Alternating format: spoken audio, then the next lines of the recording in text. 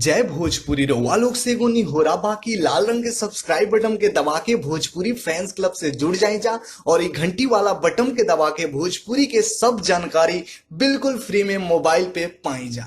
परिणाम भोजपुरिया जहान हम पंडित अनिकेत तिवारी आप लोग के स्वागत कर रहा बानी आप लोग के भाषा वाला आप लोग के favourite channel Bhojpuri fans club में। रिपोर्ट में रुआ लोग के बतावे जा रहल बानी कि खेसारी लाल यादव के सुपर हिट गाना लांगा लखनऊआ 2 के ऑफिशियल वीडियो कल यानी कि 10 जनवरी के सुबह आदि शक्ति फिल्म पर रिलीज कर दिया जाए। ये जानकारी खुद ए गाना के राइटर अखिलेश कश्यप जी द्वारा आ रहल बा। जी हाँ भैया, अखिलेश कश्यप बतैले बारे कि कल सुबह यानी कि 10 जनवरी के सुबह आप लोग के बीच में लहंगा लखनऊआ 2 के वीडियो रिलीज कर दिया जाए। जो वीडियो में आप लोग एक बार फिर से खेसारी लाल यादव और अनीशा पांडे के जोड़ी देख मिली। वीडियो शूटिंग के समय के कई गो तस्वीर आप लोग भोजपुरी फैंस क्लब के माध्यम से देख रहे बन जाए। यदि आप लोग गाना नहीं की जा सुन ले, ऑडियो सॉन्ग जो कि ऑलरेडी आदि शक्ति फिल्म पर रिलीज बा नहीं की जा सुन ले, तो एक बार जाके गाना सुनी जा। बड़ा ही जबरदस्त गाना बा। जो गाना के ऑफिशियल वीडियो कल आप लोग के बीच में रिलीज कर दिया जाए। तो के भैया वीडियो के इंतजार कर रहा बा और आप लोग के रिपोर्ट न्यूज कैसा लागल